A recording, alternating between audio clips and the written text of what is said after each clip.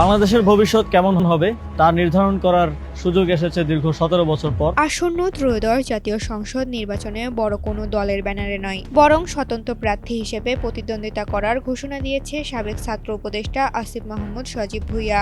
ঢাকা ১০ আসন থেকে ভোটের মাঠে নামছেন তিনি। অন্তর্বর্তী সরকারের উপদেষ্টা পদ থেকে সম্প্রতি পদত্যাগ করা আসিফ মাহমুদ কোন রাজনৈতিক দলে যোগ দিচ্ছে তা নিয়ে নানা গুঞ্জন ছিল।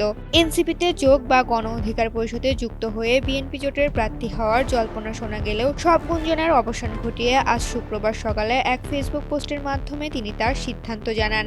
ওই পোস্টে আসিফ মাহমুদ স্পষ্ট করেন যে তিনি কোনো বড় রাজনৈতিক দলের পৃষ্ঠপোষকতা ছাড়াই ভোটের লড়াইয়ে নামছেন। তার নির্বাচনী এলাকা হলো ধানমন্ডি, কলাবাগান, হাজারীবাগ, নিউ মার্কেট এবং কামরাঙ্গীরচরের একাংশ নিয়ে গঠিত ঢাকা ১০ সংসদীয় আসন। ফেসবুকে দেয়া এক ভিডিও বার্তায় তিনি বলেন, দীর্ঘ ১৭ বছর পর বাংলাদেশের ভবিষ্যৎ নির্ধারণের সুযোগ এসেছে। তিনি যুগ যুগ ধরে চলে আসা বিভাজনের রাজনীতি নয়, বরং জনকল্যাণমুখী রাষ্ট্র প্রতিষ্ঠা এবং নতুন সামাজিক, রাজনৈতিক ও জিওপলিটিক্যাল বন্দোবস্তের বাস্তবায়নের উপর জোর দেন।